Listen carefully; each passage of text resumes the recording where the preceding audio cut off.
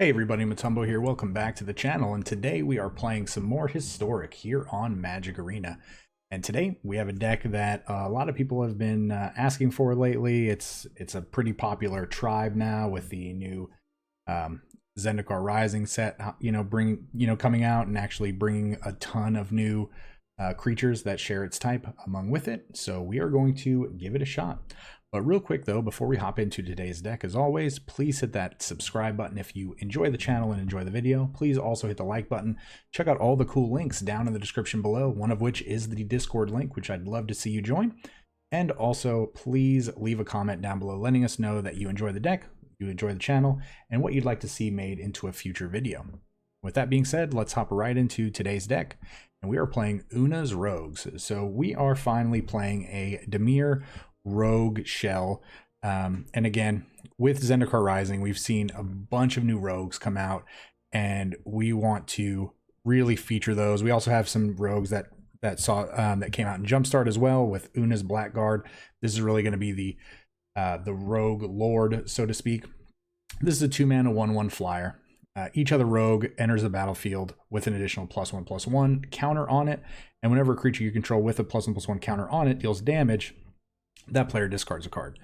So if we hit them with 3 creatures that have +1/+1 counters on them, they're going to discard 3 cards in one turn, which could potentially be really good. The downside to this rogue lord, we'll keep calling it that, is the fact that it's not a permanent ability. It's not like the other lords that you typically see in the other clans that are just always granting a +1/+1 ability. This is really kind of taking into consideration the whole lore around what a rogue really is, and they're really secretive and I would say very selfish creatures or individuals, so they're just wanting to give it out as they can take it and then just ignore that creature for the rest of the game. That's really kind of what a rogue is. It wants to stick to itself, be sneaky, and just kind of get the job done by itself. So what other rogues do we have that we get to feature? So let's hit on the 1-drops. We have the existing one from M21, Thieves Guild Enforcer. It's a 1-mana 1/1 with flash. Whenever this or another rogue enters the battlefield under your control, our opponents are going to mill 2 cards. And then if your opponent has 8 or more cards in their graveyard, he's going to become a 3, or she's going to become a 3/2 creature with Death Touch. So she'll get +2/+1, and she'll be just a little bit better. And with multiples of these out, every time we cast a rogue, we're going to be milling 2, 4, 6, however many Thieves Guild Enforcers we have in play. So this could really just be, this is going to feed their graveyard, and we're going to take advantage of that with some other cards that we have too. We have Merfolk Wind Robber. This is another 1-drop flyer for 1. It is a rogue that says whenever it deals combat damage to a player, they mill a card. And then we can sacrifice this and draw a card if our opponent has 8 or more cards in their graveyard. So that's going to be it for our 1-drop rogues. We've already hit on our Oona's Blackguard. We have Fairy Vandal. This is a card that's been in for a while now. It's a 2-mana 1/2 rogue. It's flash and flying. But whenever you draw your second card each turn, we're going to be able to put a +1/+1 counter on Fairy Vandal. So this is another way that another one of our creatures can get +1/+1. To coincide with our Oona's Blackguard. So if this came down first and then this came down, typically it wouldn't have a counter on it, but if we draw an extra card with one of our other spells, then we actually get to put a counter on this, and then we still get to make them discard if we have the Oona's Blackguard in play. And then finally, our last rogue we have is Soaring Thought Thief. This is a 2-mana 1/3 flash flying. As long as an opponent has 8 or more cards in their graveyard, rogues you control get +1/+0. So this is again a kind of another rogue lord. It's still not the best, but it also says whenever 1 or more rogues you control attack, each opponent mills 2 cards. So another way to feed into their graveyard. Again, I want to note that all of our permanents in our deck cost 2 or less. So we are playing Lurrus as our companion. Again, Lurrus says each permanent card in your starting deck has converted mana cost 2 or less. And then during each of our turns, we can cast 1 permanent spell with converted mana cost 2 or less from our graveyard. This is one way that we can recur our creatures. So let's hit on what we have in our deck. The remaining spells, we have 4 copies of Thoughtseize, of course. Being a rogue deck, we want to be able to eat our opponent's hand. We have a couple copies of Malakir Rebirth. This is a dual-sided card. Again, this could potentially be a land. We never really want to play it as a land because if we are, we're playing off curve and our deck is just going to be slower that way. But this does say choose target creature. You lose 2 life until end of turn. That creature gains. When this creature dies, return it to the battlefield under its controller's tapped under its owner's control. So if they go to kill one of our rogues and we want to save it, this is one way we could save it. We have 4 copies of Curious Obsession. Again, +1/+1, and it says whenever our opponents deal combat damage to a player, we get to draw a card. So again, another way to draw extra cards with Fairy Vandal, and another way to pump up our creatures to get them just out of range of some kind of removal spells. We are playing 4 copies of Lofty Denial. This is essentially a 2-mana Force Spike, but it does say if we control a creature with flying, we get to counter that spell unless its controller plays 4 instead of the typical 1 mana, and we do have a ton of flyers. And then we have 4 copies of Drown in the Loch.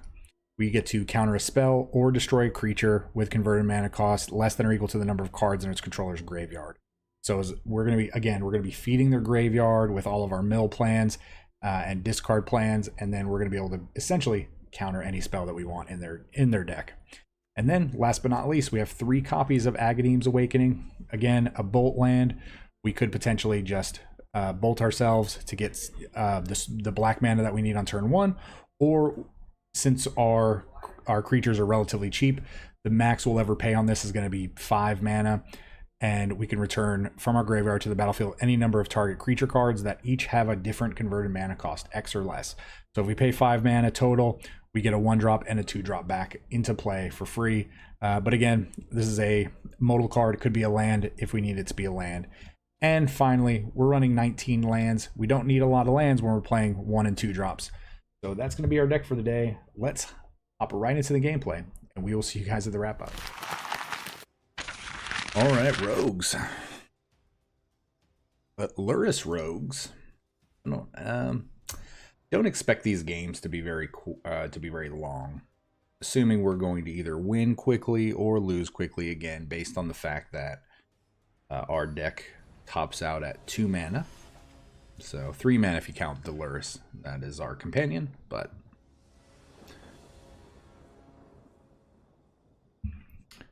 all right, what are we doing here? What are we doing? I think we're keeping.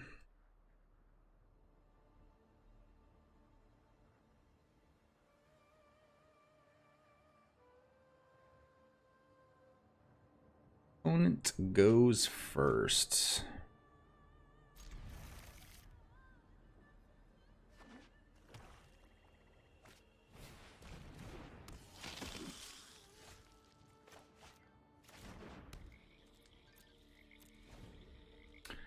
The mono black aggro, this actually might be a pretty hard matchup.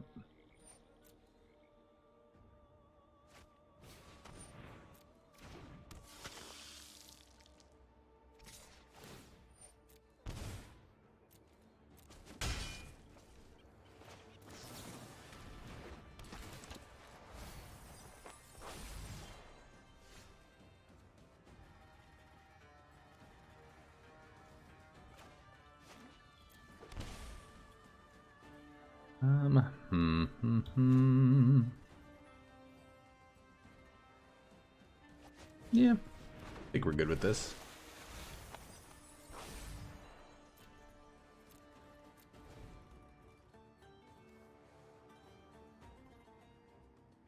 I think if they attack with the Dire Moon, we'll block and we'll take a little extra damage here.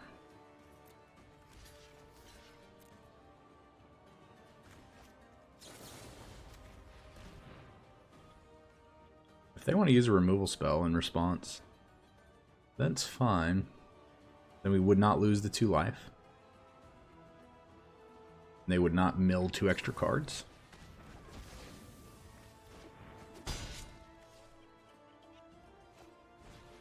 Alright, Knight of the Ebon Legion. Okay. Drown in the Loch's pretty good.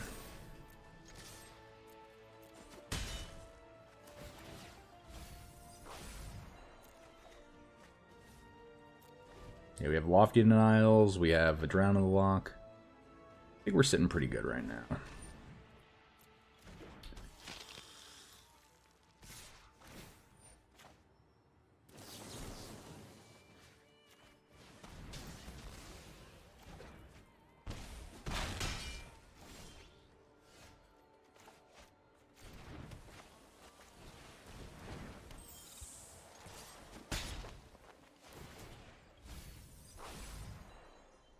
Draw a card? Absolutely draw a card. Yeah. This actually provides a blocker now for the Conquistador. The Vampire of the Dire Moon right now is really no longer a threat.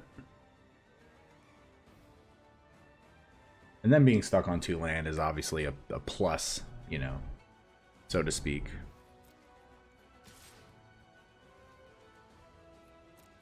No blocks. Just don't drill bit us.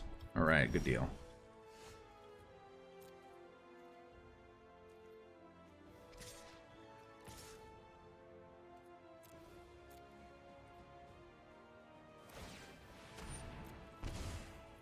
Okay.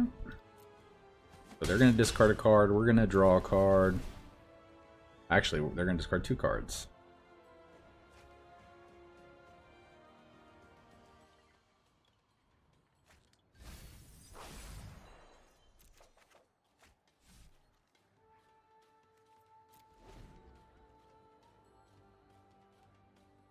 This is really good. Oh. Well, good game, Karis. Good game. Rogues. Taking them down. Alright, going into game 2. You know what's up? We're going to hydrate everyone.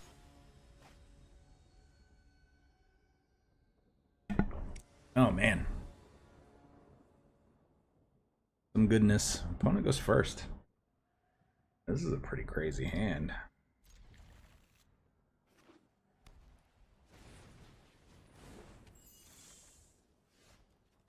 Alright, well, we're gonna pay 2 life. Probably gonna take a lot of damage. This is probably blue-white flyers. This is exactly what it is.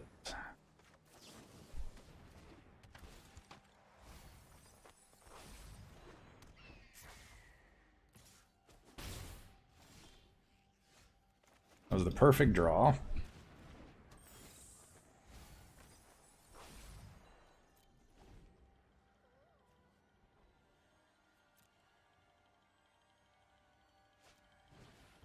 Ooh. We're at 11.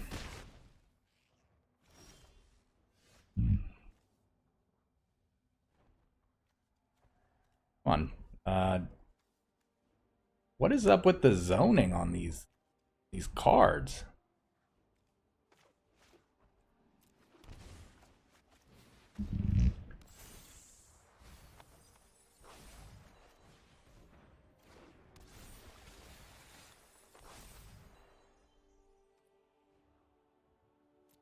Well, this guy can't do anything, so we're gonna swing.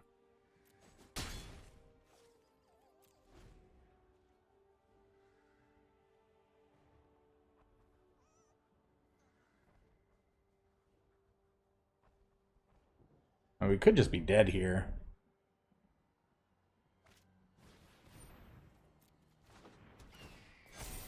Jesus. That's ridiculous.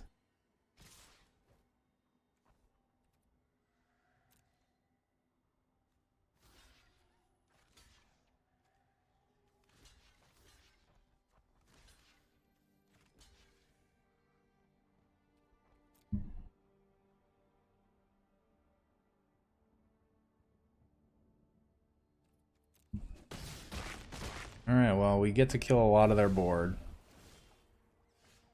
Thankfully. Thankfully so.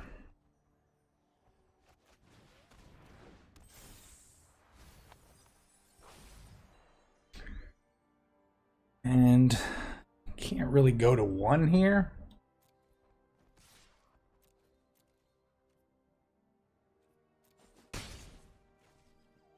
So if we play this, we go to 1.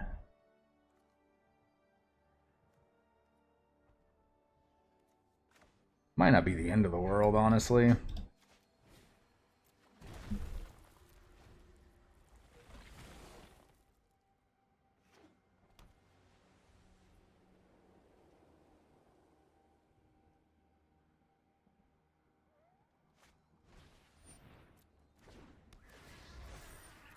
That's fine.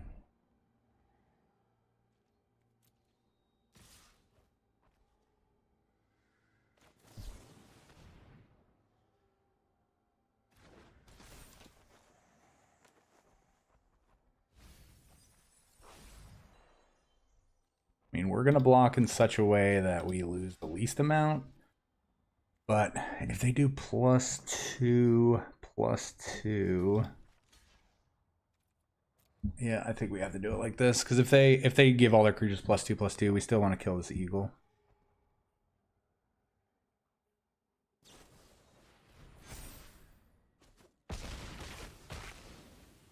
Yep.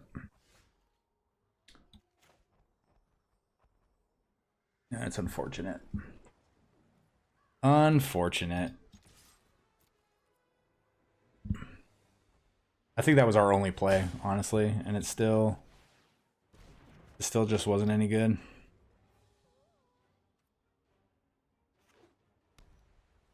You're not going to kill us.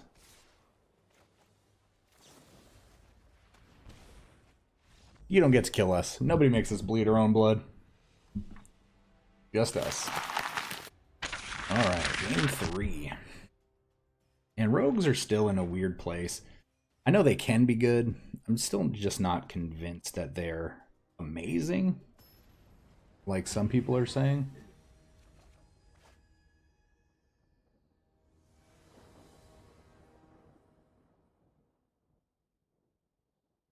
Alright, opponent goes first.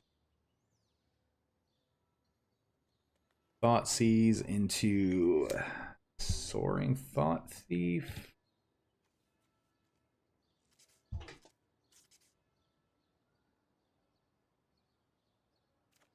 Yeah, I think we keep this.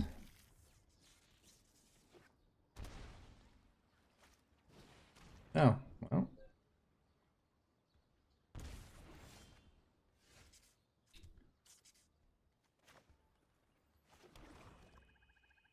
Well, we got Thoughtseized.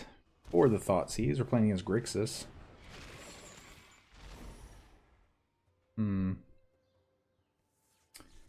do we get rid of here? I think that's the best to get rid of.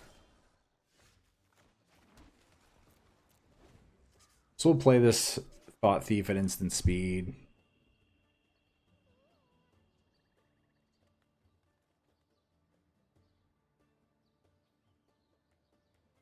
What is our opponent doing with 1 black mana? Lazav. Pretty good.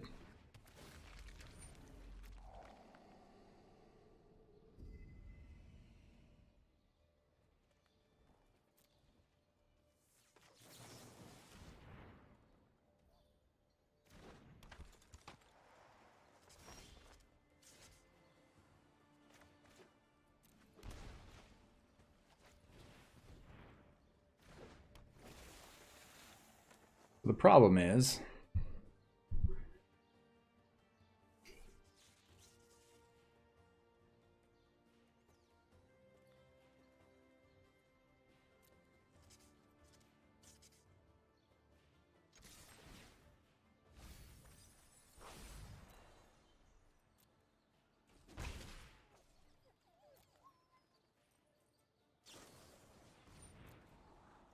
yeah, the problem is going to be dealing with this Croxa.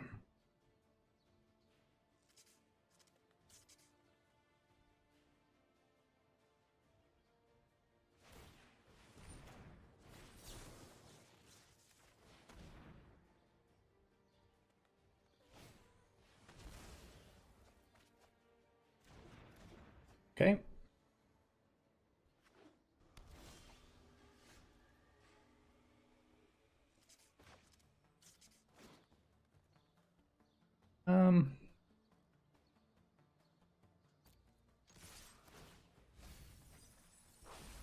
Yeah.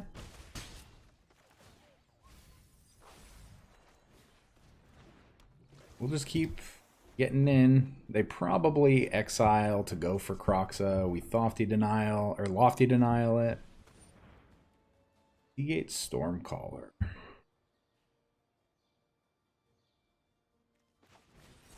Yeah, just counter it.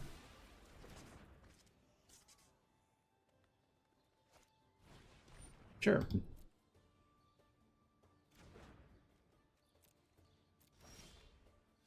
That was a great draw.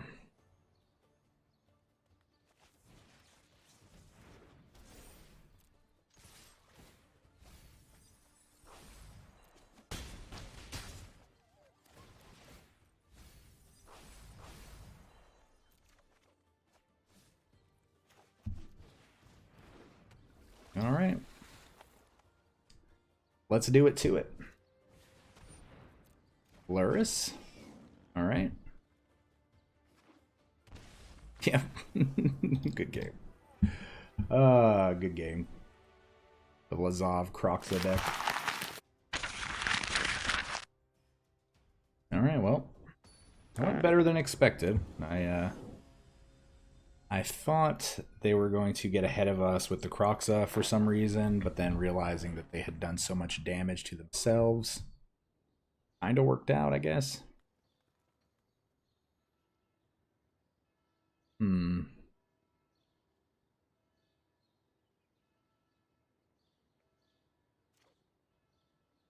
right, well, we're gonna keep. Get to turn one Thoughtseize into Blackguards, into possibly more Thoughtseizes. Take a look, my friend. What is this? Oh, so we're gonna, yeah.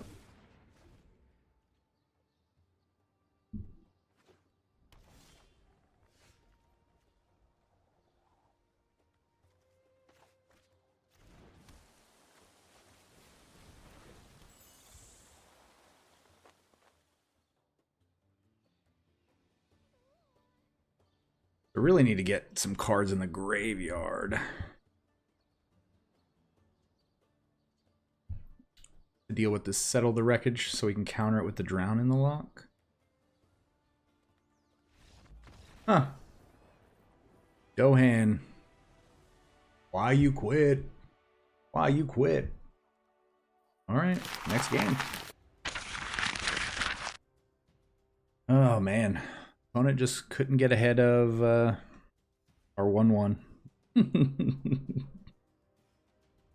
The salty tears.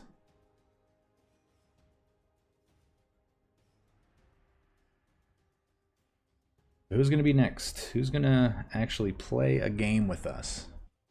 Have we gone first yet? I'm not sure if we've gone first yet.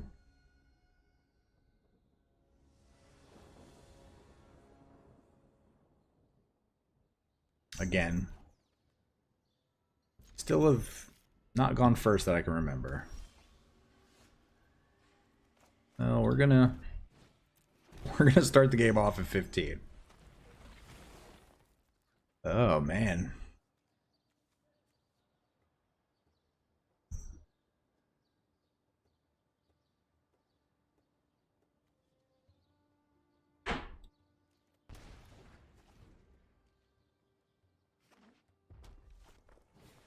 We're gonna need to combo and combo fast.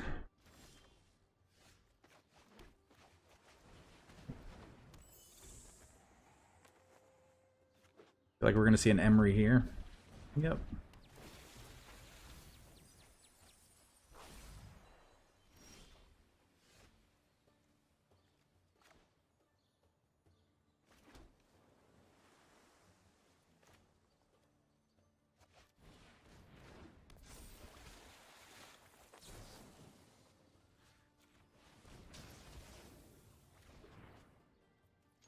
Don't want them bringing back Moxes and starting to go crazy.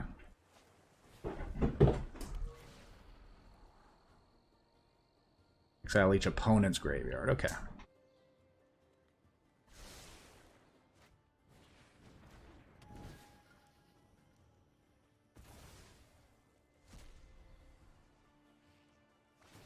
Sure thing.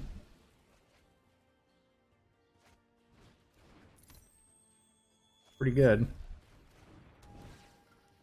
Alright, so you're going to be living off the top of your deck.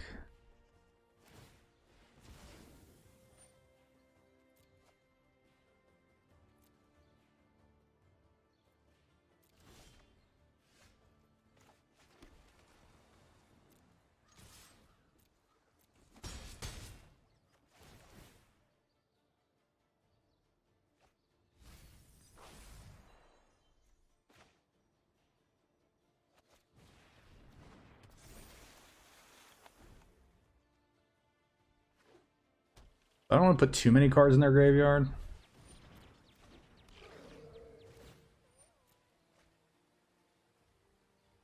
I mean, we're going to have to here in a second, but... Oh, man. All those cards are going away.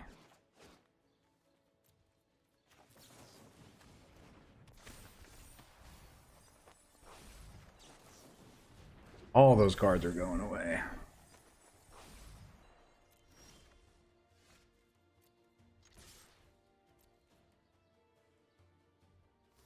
Yeah, blocking there does nothing. Still gonna have to discard 3 cards.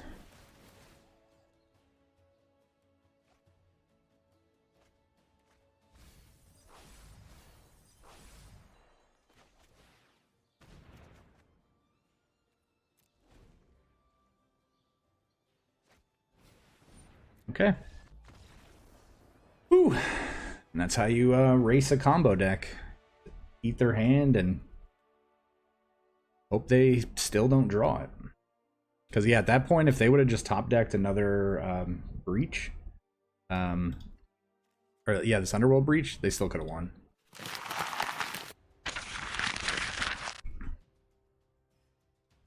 But, yeah, sometimes you just have to hope that they don't have it.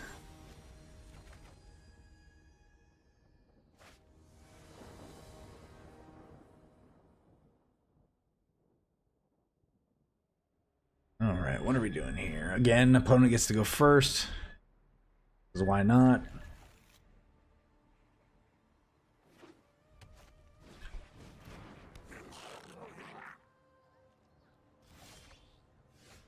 Goblins, huh?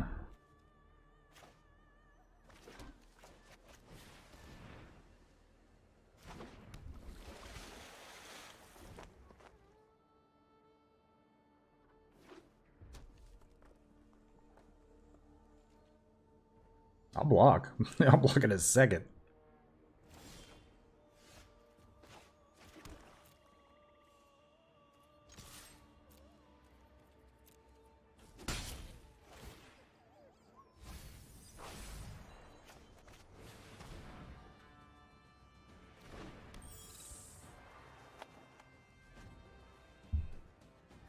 So getting lords off the top of their library is good. Matron is going to go get a Muxus.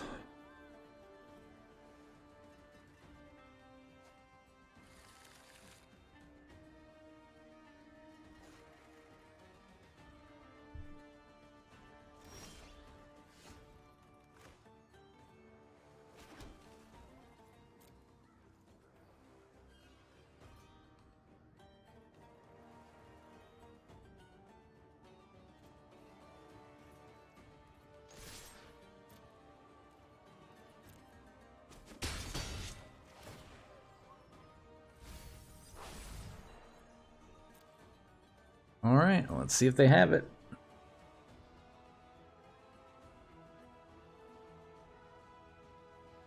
Need another land.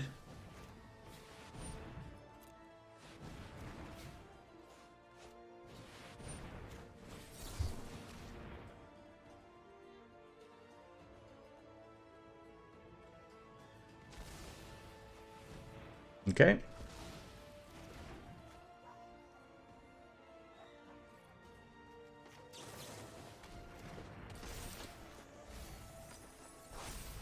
Now we get to start eating away at their hand.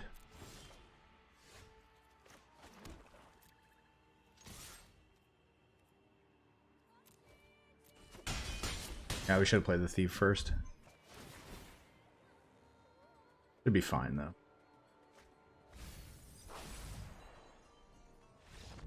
Oh yeah, goblins. Oh, that feels so good beating goblins. Get out of here, goblins. Nobody likes you. Nobody likes you. Final boss time, my friends. Final boss. What an appropriate name. Here be dragons. Usually you battle a dragon for the final boss, so.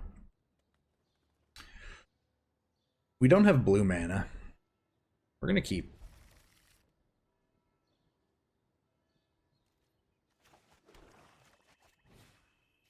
Alright, let's peek. Oh.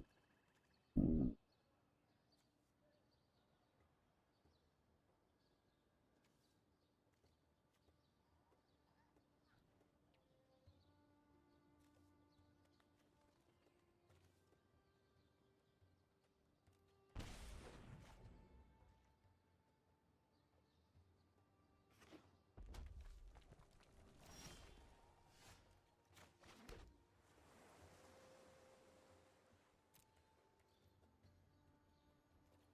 All right, we're gonna draw this shock out of their hand.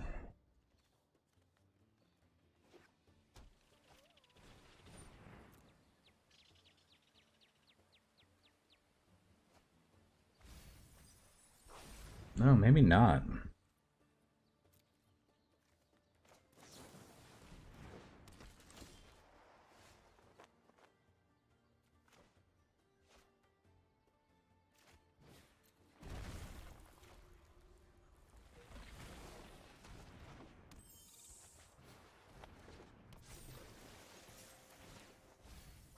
Ooh.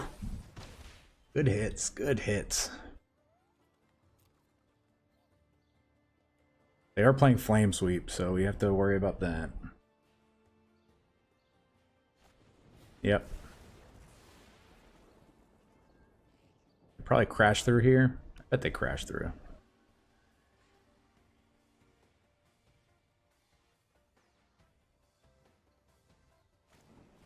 Really?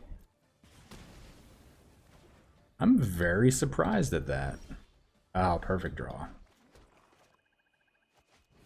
Perfect draw.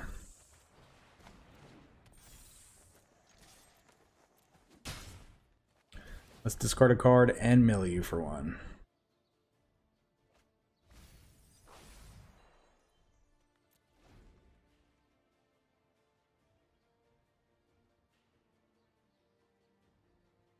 Flame Sweep gets rid of most of our board, but we get to keep the Vandal.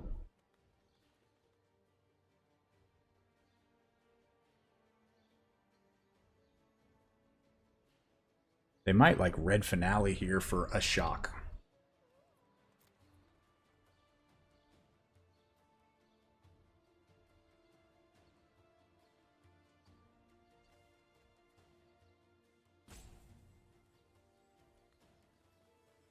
Shock and a crash through, maybe. That's what it looks like they're doing.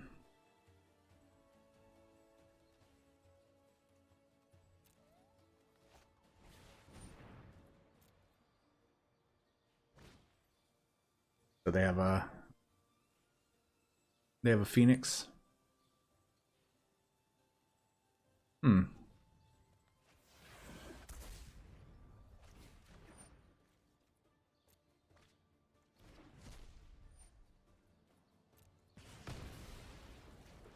Sure thing.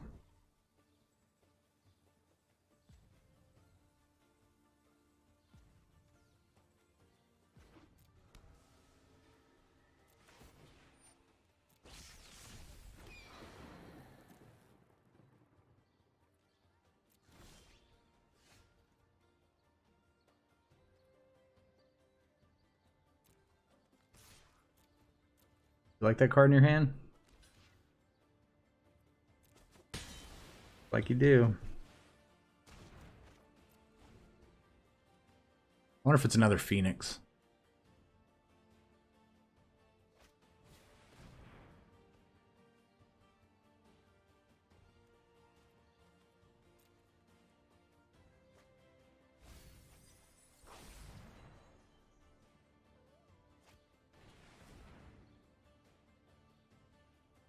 Wow.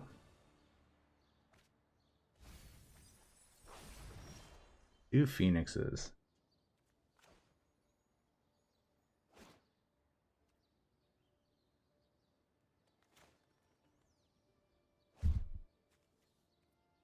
This is greedy.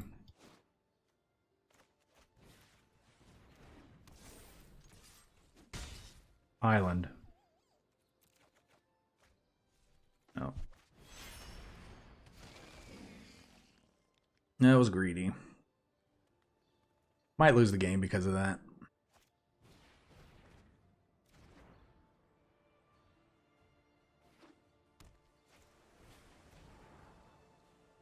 Come on, hit a land. Hit a land.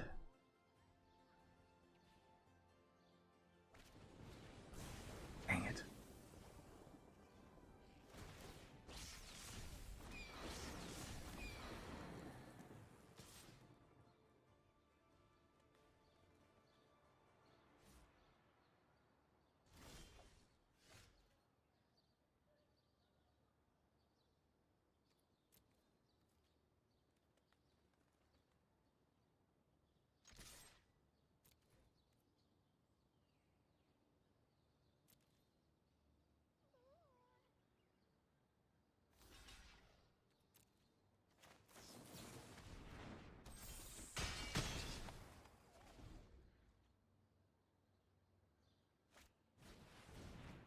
Being stuck on one blue mana is just not ideal. Oh, you have another one. But only one card. Holy crackling great. Holy smoke.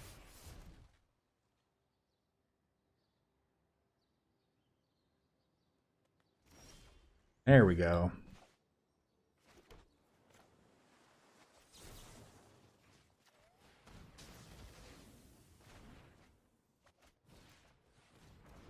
You blocking? You're not blocking. Wow.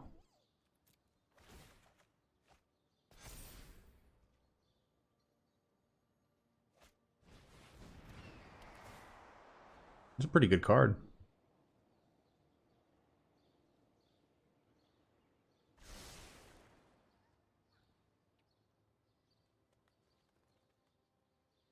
I don't think they can attack.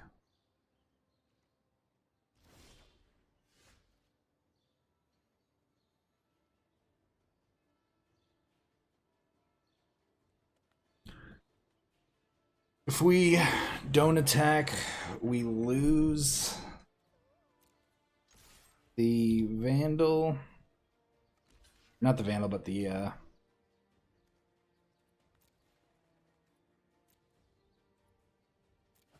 I wish we'd have had a draw spell there. Yeah, we're on our way. We're on our way out here.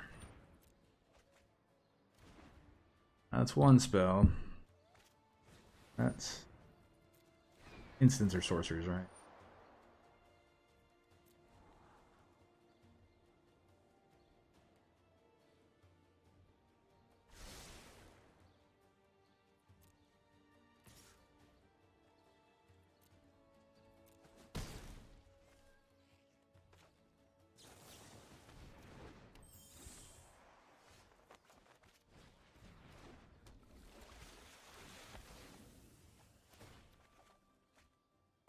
Okay.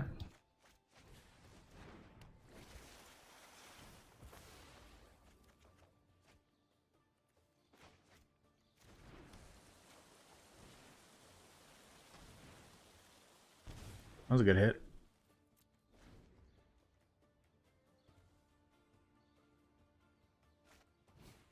I know we should have kept the other guy in our hand, but I just felt like we just needed to get rid of that card because they topped it.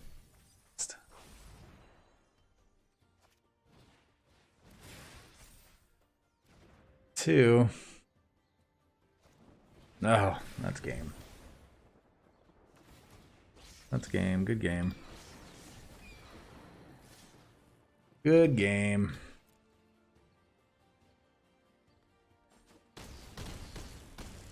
Womp womp a womp. Wow. Sad trombone. Sad trombone. All right, everybody. Welcome back to the wrap up. And we had a lot of fun with this deck. I think it needs some work. We went 5-2. We did beat goblins, which was huge. But then we had, we stumbled on some draws where we necessarily didn't draw, more than one blue mana for the longest time. And then, again, just stumbling like that can really hurt the deck. But I do think this deck does have a good chance of faring really well. I'm not a huge fan of the Agadeem's Awakening. I think, again, I know we wanted to try it because of the fact that it's from Zendikar Rising and the fact that it's one of the dual-faced cards that we could potentially play as a land. But I think, honestly, that card is just better as a call to the Death Dweller. It's only going to cost 3 mana. It's going to guarantee to get back 2 creatures. It could definitely get back 2 1-drops. It can get back a 1 and a 2-drop, which is all that Agadeem's Awakening is ever going to get back. Agadeem's Awakening could get back Lurrus if we paid 6 mana into it and Lurrus was in the graveyard. But again, Call of the Death Dweller can get back Lurrus, and then we could just pay the extra mana after that to just cast whatever we want from our graveyard. So again, it's going to be pretty much almost the same, but I do think versatility-wise, I think Call to the Death Dweller is going to be a little bit better in this deck.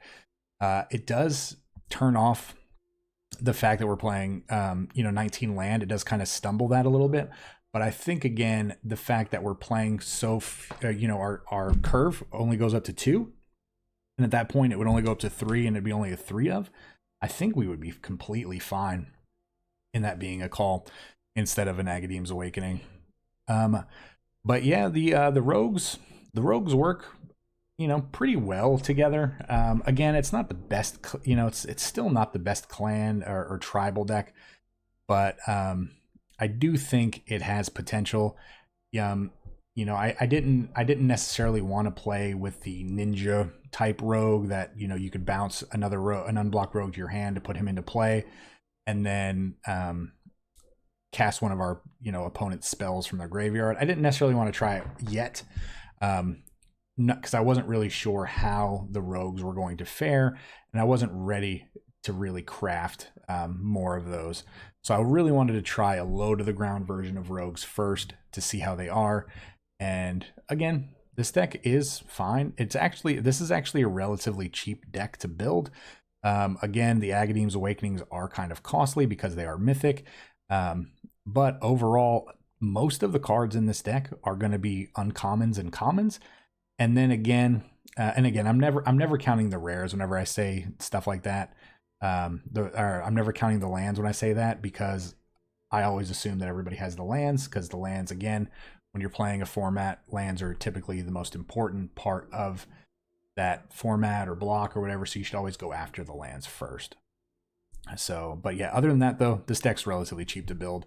So, especially if we did decide to replace the Agadeem's Awakenings with the Call of the Death Dwellers, because we are degrading a mythic to an uncommon. Again, making the deck way cheaper. I would make no mythics, and it really would only put us at like 8 rares, 9 rares if you count the Lurrus. So yeah, relatively cheap deck. But again, if you enjoy the video, please hit that subscribe button, that like button, that bell icon. Check out all the cool links down in the description below, that being the Discord and the Patreon link. And again, leave a comment in the comments letting me know that you made it to the end of the video. Let me know what you thought about this deck, maybe any changes you would make, and what you'd want to see in a future video. So, all right. Thank you everybody so much for watching. Really appreciate it. Please stay safe, and we will see you next time. Remember, this channel would not exist without such amazing viewers and subscribers. Thank you so much for interacting with the channel and helping grow the community. And a very big special thank you to the Patreons listed here for supporting the channel.